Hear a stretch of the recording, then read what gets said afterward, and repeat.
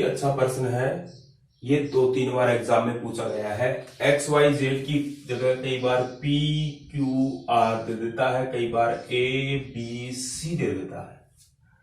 बहुत बढ़िया प्रश्न है। एसएससी सीपीओसी जीएल जैसे एग्जाम में 2-3 बार पूछा गया है। प्रश्न को समझिए, आप डायरेक्ट हल करेंगे फिर इसका।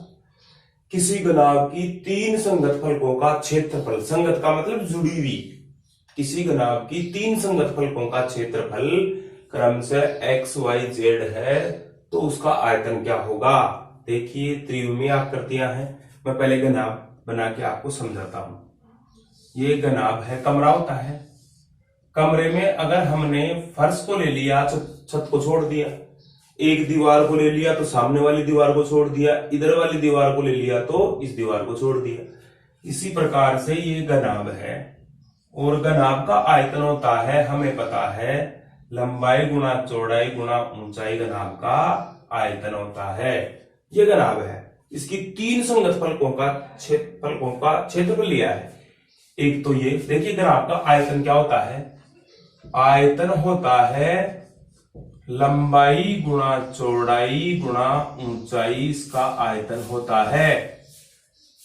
तो इस फलक का क्षेत्रफल है लंबाई गुणा चौड़ाई, इसका क्षेत्रफल है चौड़ाई गुणा ऊंचाई।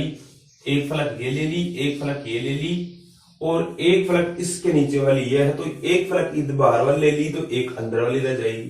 तो इसका है लंबाई गुणा ऊंचाई। तो देखिए इसका तो क्षेत्रफल हो गया लंबाई गुणा चौड़ाई, 3 संगत फलकों का जिसका x मान लिया। इसका है ऊंचाई इंटू चौड़ाई, ऊंचाई इंटू चौड़ाई, और इसका है लंबाई, इसका लंबाई इंटू ऊंचाई। अब देखिए इन 3 का, इसका x है, इसका y है और इसका z है।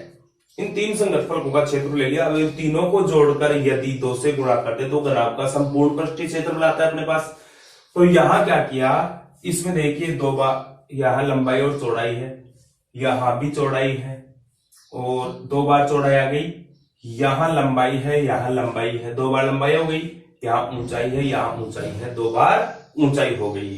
तो ध्यान रखिए अगर हमें 3 संगत फलकों का क्षेत्रफल दिया है, जो जुड़ी हुई फलकें हैं, इनका अगर क्षेत्रफल दिया है तो इनमें 2 बार लंबाई होती है, 2 बार चौड़ाई होती है और 2 बार ऊंचाई होती है।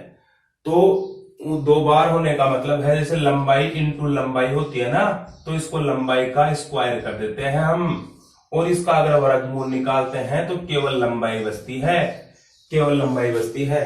तो इन तीनों को आपस में गुणा करके इसका वर्गमूल निकालेंगे तो एक बार लंबाई, एक बार चौड़ाई और एक बार ऊंचाई बचेगी। कैसे, देखिए इसको लेता हूं मैं, यहां लेता हूं लंबाई गुणा चौड़ाई इंटू ऊंचाई इंटू चौड़ाई इंटू चौड़ाई इंटू लंबाई इंटू ऊंचाई, ये है।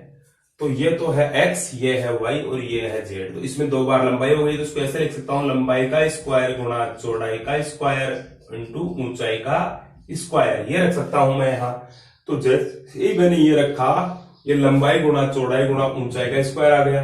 अब मेरे को आयतन लेना है लंबाई गुणा चौड़ाई गुणा ऊंचाई, तो मेरे को क्या करना है, केवल इसका वर्गमूल निकालना है। तो मेरे पास इसकी लंबाई गुणा चौड़ाई गुणा ऊंचाई, जो इसका आयतन आ चुका मेरे पास, अर्थात इसका वैल्यू है x, इसकी वैल्यू है y और इसकी वैल्यू है z। तो मैं क्या करता हूं, इन तीनों का वर्गमूल निकाल लेता हूं, क्योंकि इसमें लंबाई और चौड़ाई है, इसमें चौड़ाई और ऊंचाई है, इसमें ऊंचाई और लंबाई है।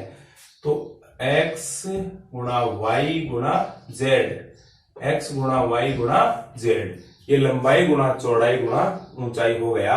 अगर मैं इन संगत फलकों के क्षेत्रफल का वर्गमूल निकालता हूं तो मेरे पास इसका आयतन आ जाता है। देखिए लंबाई गुणा चौड़ाई गुणा ऊंचाई, बहुत ही अच्छा प्रश्न है। इसकी जगह कई बार आता है पी क्यू आर, तो आप पी क्यू आर का वर्गमूल निकाल दीजिए। अगर आ जाए ए बी सी तो आप ए बी सी का वर्गमूल निकाल दीजिए, आपके पास पूरा एकदम क्लियर आंसर आएगा। मतलब संगत फलक होगा, अगर आपको क्षेत्रफल दिया जाए तो इसका डायरेक्ट आप क्या करेंगे, वर्गमूल निकालेंगे। ओके। फिर दूसरा है लकड़ी के एक बक्से की माप, लकड़ी के एक बक्से की माप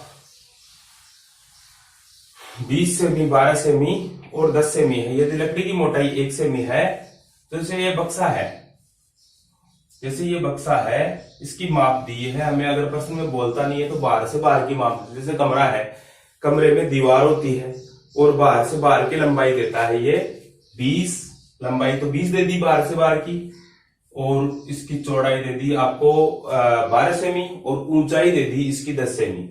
अब इस बक्से में ये ऊंचाई 10 सेमी है, लंबाई 20 सेमी है और ये चौड़ाई 12 सेमी है। तो इसमें 1 सेमी मोटी लकड़ी लगी है। जो लकड़ी है यहाँ जो लगी हुई है, इस लकड़ी की जो मोटाई है, जो गत्ता है, इसकी मोटाई है 1 सेंटीमीटर। तो बक्से में लगी लकड़ी का आयतन होगा, ये बक्से, जैसे ये कमरा है, कोई भी कमरा है, इस कमरे की बाहर से बाहर की लंबाई, बाहर से बाहर की चौड़ाई और बाहर से बाहर की ऊंचाई देख लेते हैं। फिर इसके अंदर जो जितना स्थान जो घेर रखा है इसने, अंदर का जो है ये आयतन, मतलब जिसमें कुछ रखा जा सकता हो, इसमें कुछ पानी डाला जा सकता है, मिट्टी डाला जा सकती है और कोई पदार्थ इसमें डाला जा सकता है, वो आयतन होता है। तो यहाँ क्या है, हम इस लकड़ी के सहित इसका क्षेत्रफल आयतन निकालेंगे। तो लकड़ी सहित आयतन, लकड़ी सहित आयतन हो गया, लकड़ी सहित आयतन हो गया 20 इंटू 12 इंटू 10।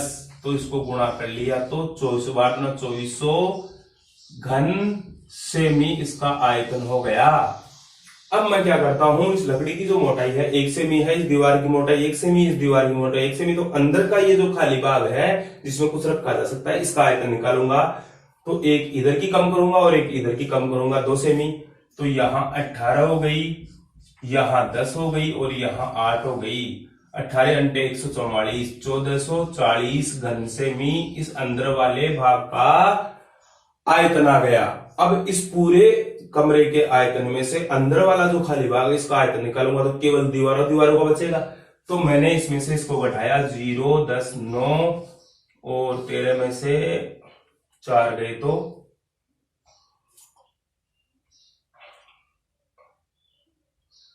ये हो गया, 10 में से 4 गए तो 6 और ये हो गया 13 में से 4 गए तो 9, 960 घन सेमी इसका आयतन आ गया। मतलब इस लकड़ी का आयतन है 960 घन सेमी, इस लकड़ी का आयतन हो गया 960 घन सेमी, इस लकड़ी का आयतन हो गया। अब अगर आपसे वजन पूछे तो आप वजन बता सकते हैं। जैसे मान लो ये कहे कि 1 घन सेमी, 1 सेमी लंबी, 1 सेमी चौड़ी और 1 सेमी मोटी लकड़ी का वजन 10 ग्राम है या 5 ग्राम है, तो उससे गुणा कर दीजिए आप।